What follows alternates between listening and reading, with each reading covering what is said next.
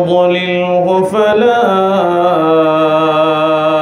هادي له ونشهد أن سيدنا وسندنا وحبيبنا ومولانا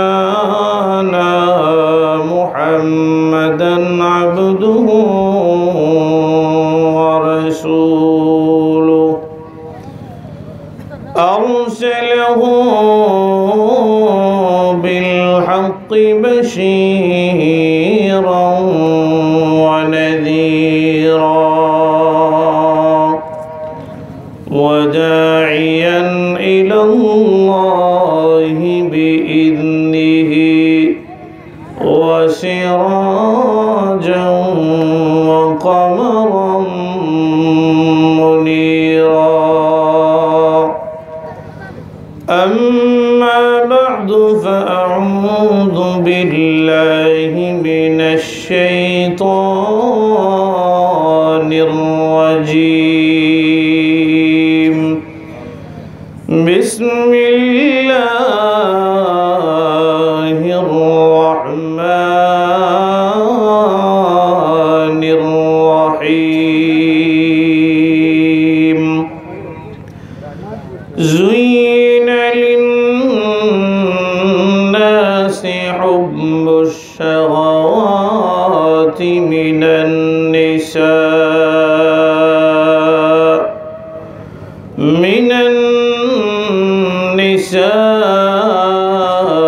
والبنين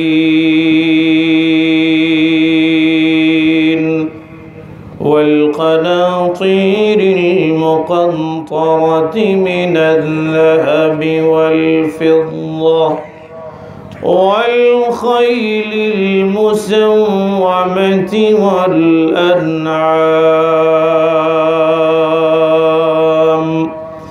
ذلك متاع الحياة الدنيا والله عنده حسن المآب.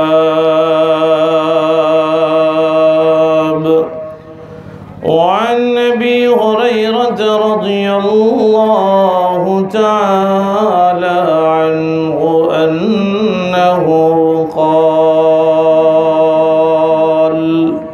قال رسول الله صلى الله عليه وسلم: حجبت الجنة بالمكاره وحجبت النار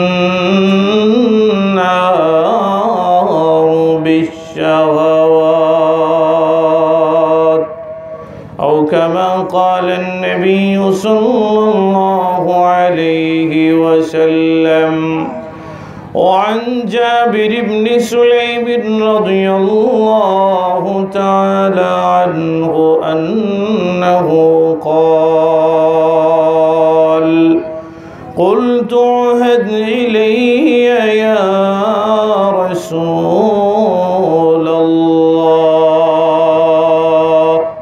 قال رسول الله صلى الله عليه وسلم: لا تسبن أحدا. قال: فما صببت بعده حرا ولا عبدا ولا بعيرا ولا شاة. قال رسول الله صلى الله عليه وسلم: أن تكلم أخاك وأنت منبسط إليه وجهك، إن ذلك من المعروف. وإن امرئ شتمك أو عيرك فلا تعيره أو كما قال النبي صلى الله عليه وسلم رہے میرے مسکن حوالی کعبہ اور کرے مجھ کو مدفن دیار مدینہ بلغ العلا بکمالہ کشفت دجا بجمالہ حسنت جميع خصاله صلوا عليه وآله لا إله آواز دی لا إله إلا الله لا إله لا إله إلا الله لا إله إلا الله لا إله إلا الله لا إله إلا الله لا إله إلا الله لا إله إلا الله لا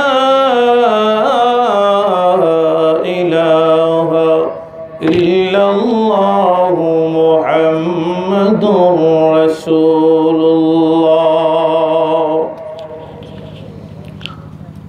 বাহির বালি মাদ্রাসা পাড়া খাদিমুল কোরআন যুব সংগঠনের উদ্যোগে আয়োজিত ইসলামী মহাসম্মেলনের সম্মানিত সভাপতি দিগার মুআজ্জাজ মুকাররম উলামায়ে কেরাম পিতৃতুল্য মুরব্বিয়ান ইজাম যুবক ভাইরা পর্দার আড়ালে বসে থেকে দ্বীনি আলোচনা শ্রবণরতা আমার মা ও বোনেরা সর্বপ্রথম ওই মহান রব্বুল আলামিনের পাকে দরবারে লাখো কোটি শুকর যিনি আমাদেরকে এই গভীর রজনী পর্যন্ত বসে দ্বীনি আলোচনা শোনার বলার তৌফিক দান করেছেন।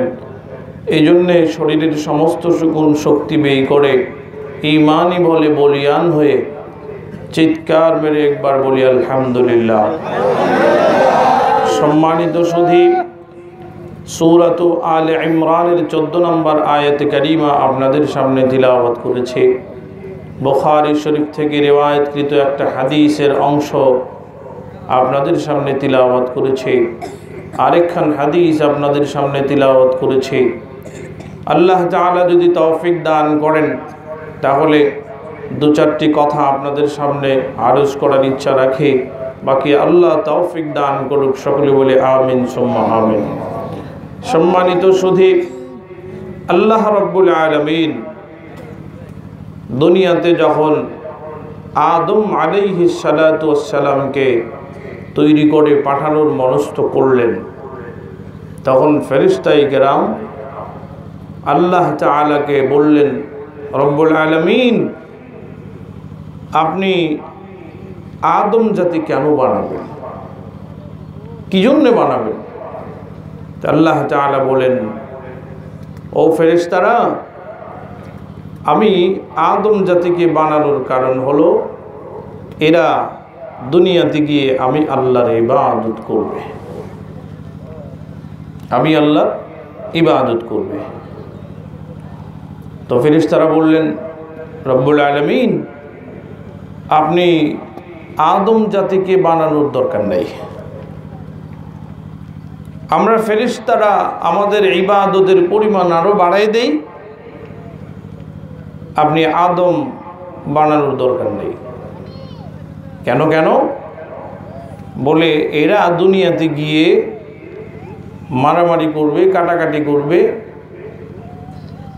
পিচ ঢালা কালো রাস্তাকে লাল করে ফেলবে মানুষের রক্ত দিয়ে, সামান্য ক্ষমতার জন্যে ভাই ভাইকে হত্যা করবে, ভাই ভাইয়ের সঙ্গে সম্পর্ক ছিন্ন করবে, সুতরাং আদম আপনি বানাবেন না। আমার আল্লাহ তাআলা কোরআনুল কারীমের ভিতরে ঘোষণা করেন, وَإِذْ قَالَ رَبُّكَ لِلْمَلَائِكَةِ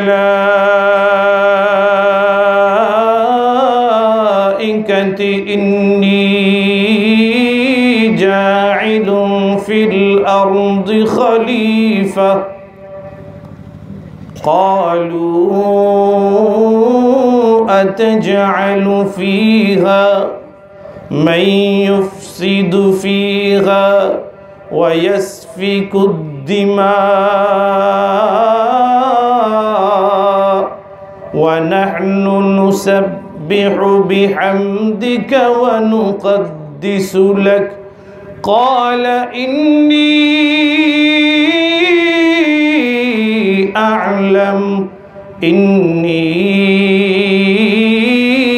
أَعْلَمُ مَا لَا تعلمون। বন্ধু আমার, আল্লাহ রব্বুল আলামিন ফেরেশতায়ে কিরামকে ডাকলেন, ও আমার ফেরেশতারা, আমি আল্লাহ দুনিয়ার এই সবুজ শ্যামল ভূমির মধ্যে, পৃথিবীর মধ্যে আমি আল্লাহ আমার প্রতিনিধি পাঠাইতে চাই, আদম জাতিকে পাঠাইতে চাই। ফেরেশতায়ে কিরাম পূর্ব অভিজ্ঞতার আলোকে জিন জাতিদের উপরে নির্ভর করে ফেরেশতায়ে কেরাম আল্লাহ রব্বুল আলামিনের কাছে অভিযোগ পেশ করলেন, ওগো রব্বুল আলামিন, আদম জাতিকে যদি দুনিয়াতে পাঠান, আদমের সন্তানেরা দুনিয়াতে গিয়া মারামারি করবে, কাটাকাটি করবে, সুন্দর পুত পবিত্র এই জমিনটাকে তারা নাপাক গান্দা বানাইয়া ফেলবে। ওগো রব্বুল আলামিন, আহকামুল হাকিমিন, আপনার কাছে আমাদের সবিনয় দরখাস্ত হলো, ওগো আল্লাহ, আদমকে কেন আপনি বানাবেন? আমার আল্লাহ ঘোষণা করেন, ওয়ামা খালাকুতুল জিন্না ওয়াল ইনসা ইল্লা লিয়াবুদুন। ও ফেরেশতারা রে, আমি আল্লাহ আদম জাতিকে দুনিয়াতে বানানোর একটা উদ্দেশ্য হলো, সেটা হলো তারা দুনিয়াতে গিয়া আমি আল্লাহর ইবাদত করবে, তারা আমার ইবাদত করবে। বলে ইবাদতের জন্যই যদি তাদেরকে বানানোর প্রয়োজন হয়, তাহলে একটা কাজ করেন, আমরা ইবাদত আরো বাড়াই দেই, অযথা আদম বানানোর দরকার নেই।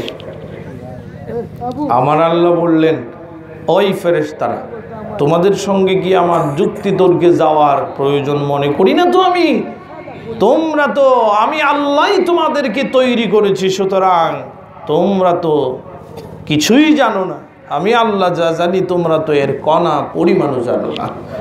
আমার আল্লাহ ডাইরেক্ট ঘোষণা করে দিলেন, শোনো শোনো শোনো, আমি যা জানি তোমরা তা জানো না। আমার আল্লাহর কোরআনের ভাষায় আল্লাহ বলেন, قال إني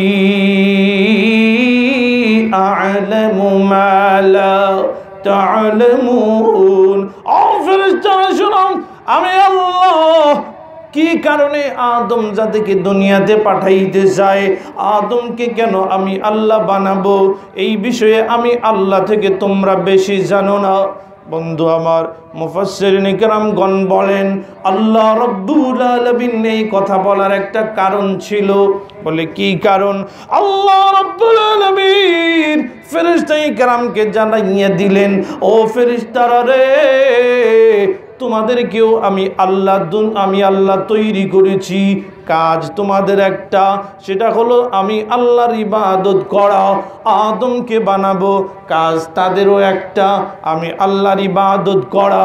কিন্তু শুনে রাখো ও ফেরেশতার দলেরা, ও ফেরেশতারা শোনো, তোমাদের ইবাদত আর বান্দা বান্দীদের ইবাদতের মধ্যে আমি আল্লাহ একটা পার্থক্য রেখে দিয়েছি, একটা ডিফারেন্স রেখে দিয়েছি।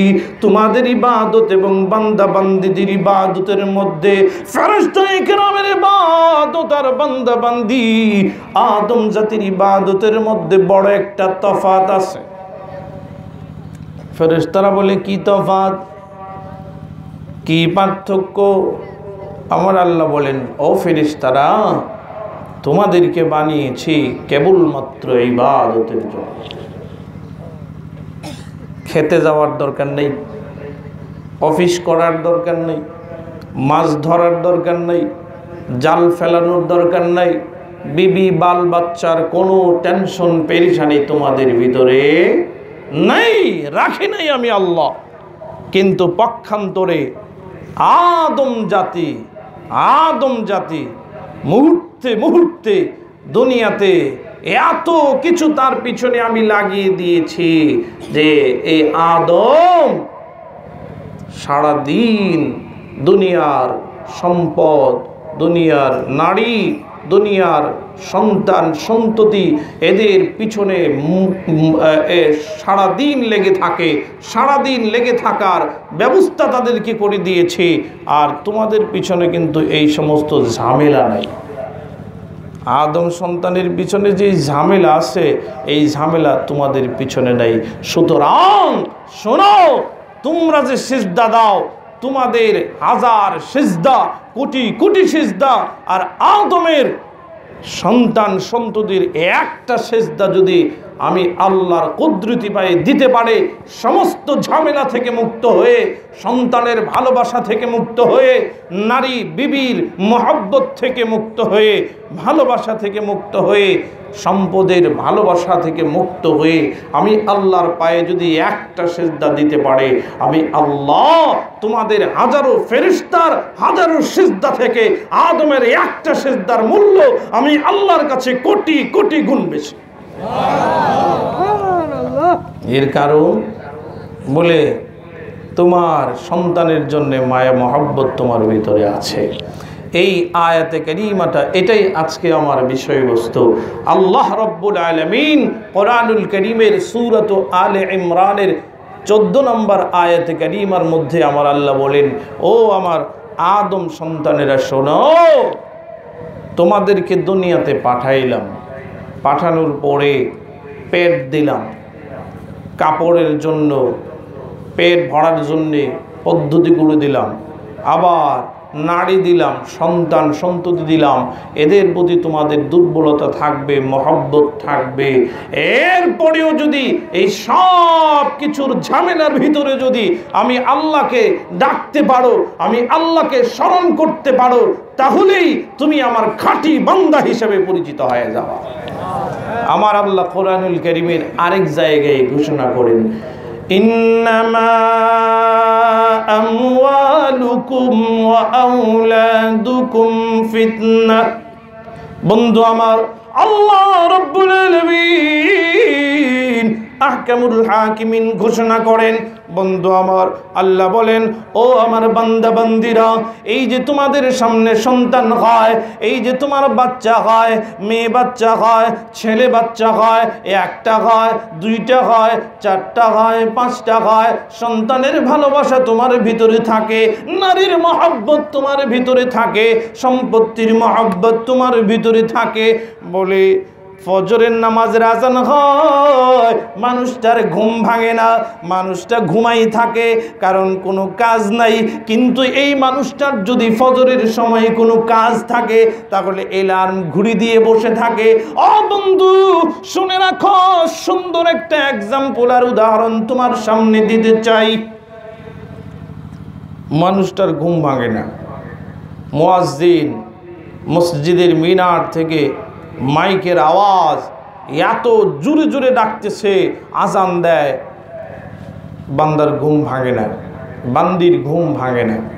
কিন্তু ঠিক এই গভীর ঘুমে যদি বালিশের পাশে রাখা, অথবা ড্রেসিং টেবিলের উপরে রাখা, অথবা দূরে শোকেসের উপরে রাখা মোবাইলে গভীর ঘুমে কেউ কল দেয়, এখন আর ঘুম নাই, এখন আর ঘুম নাই, ঘুম ভেঙে কলটা রিসিভ করে, বলে এটা কার কল? এই কলটা আমাকে কে দিল? দুনিয়ার সামান্য সাধারণ একটা মানুষ আমাকে কল দিল। এই কল রিসিভ করার জন্য আমার কত ব্যস্ততা, কত গুরুত্ব। আর এই কল কয়বার দেয় আমাকে? বলে এমনও মানুষ দুনিয়াতে আছে যাদের মিনিটে মিনিটে কল আসে, মিনিটে মিনিটে কল রিসিভ করে। দুনিয়াতে এমন মানুষ খুব কম আছে দৈনিক যাদের অন্তত 10টা কল আসে না। 10টা কল আসলে এমনও কল আছে 10 মিনিট পর্যন্ত কথা বলে, 10 মিনিট অনর্থক কথা বলে, অযথা কথা বলে 10 মিনিট 20 মিনিট পার করে। কিন্তু মুয়াজ্জিন যে 5 বার আমাকে ডাক দেয়, কল দেয়, এই কল রিসিভ করার সময় মন মানসিকতা আমার ভিতরে নাই। বন্ধু আমার, আল্লাহ রাব্বুল আলামিন ডাক দিয়ে বলেন, ও বন্ধু বান্দি, দুনিয়াতে বেঁচে থাকবা, সন্তান দিয়েছি তোমাকে আমি আল্লাহ। সন্তানের মায়া আর মহব্বতে পইরা আমি আল্লাহকে তুমি ভুলে যাও কিনা, এই সন্তানটাও আমি আল্লাহর পক্ষ থেকে একটা পরীক্ষা, এই সম্পদও আমি আল্লাহর পক্ষ থেকে একটা পরীক্ষা। ও বান্দা বান্দি, আমি আল্লাহ সন্তানের মহব্বত তোমার অন্তরের ভিতরে ঢুকাইয়া দিলাম, এই সন্তানের মহব্বতে পইরা আমি আল্লাহকে আবার ভুলে যাও কিনা। আমি আল্লাহ যে মসজিদের ভিতর থেকে মুয়াজ্জিনের মাধ্যমে 5 বার তোমাকে ডাক দিই, এই ডাকে তুমি সাড়া দিতে পারো কিনা, নাকি সন্তানের মহব্বতে পড়ে, সন্তানের ভালোবাসার ভিতরে পড়ে আমি আল্লাহর মহব্বতকে তুমি ভুলে যাও। বন্ধু আমার, বলতে পারেন সন্তানের মহব্বত আমার ভিতরে নাই। আমি বলবো এই মানুষটা হয় পাগল, না হয় মানুষটা অসুস্থ। বলি কেন? আল্লাহ বললেন তোমার ভিতরে সন্তান সন্ততির মহব্বতের মায়া দিয়ে আমি আল্লাহ তৈরি করেছি, সুতরাং এটাকে কখনোই অস্বীকার করা যাবে না। বন্ধু আমার, নবী ইয়াকুব আলাইহিস সালাম ছেলে হলো 12টা, সবাইকেই ভালোবাসে, এর মধ্য থেকে একটাকে অতি ভালোবাসে, বেশি ভালোবাসে। সন্তানের মধ্য থেকে 4টা সন্তান আপনার আছে, 2টা আছে, 2টার মধ্য থেকে একটাকে একটু বেশি ভালোবাসে, স্বাভাবিক বিষয় হতেই পারে। বন্ধু, নবী ইয়াকুব হযরত ইউসুফকে ভালোবাসে বেশি। আল্লাহ বলেন, ও ইয়াকুব, আমি আল্লাহ নবী ইউসুফকে সৌন্দর্য দিলাম বেশি, চরিত্র দিলাম ভালো, কথা বলে সুন্দর, দেখতেও সুন্দর, আচার ব্যবহারও ভালো। নবী ইয়াকুব হযরত ইউসুফকে বেশি ভালোবাসে। বন্ধু আমার, নবী ইয়াকুব হযরত ইউসুফকে ভালোবাসা শুরু করলেন। আমার আল্লাহ আরশে আজিম থেকে তাকাইয়া কয়, ও ইয়াকুব, আমি দেখতে চাই তুমি কি আমি আল্লাহকে বেশি ভালোবাসো নাকি ইউসুফকেই বেশি ভালোবাসো।